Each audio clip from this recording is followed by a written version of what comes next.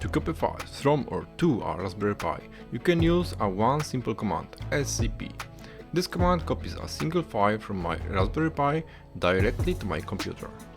SCP stands for Secure Copy. It works over SSH, so it's encrypted, fast and already available on most Linux and MacOS systems.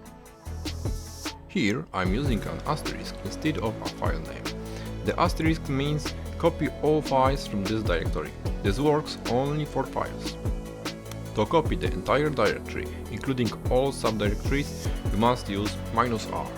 R stands for recursive. It tells SCP to copy everything inside files and directories. This command uploads a file from my computer to a Raspberry Pi. Think about SCP like this: left side is the source and right side is the destination. That's all for today. Thanks for watching, see you in the next video.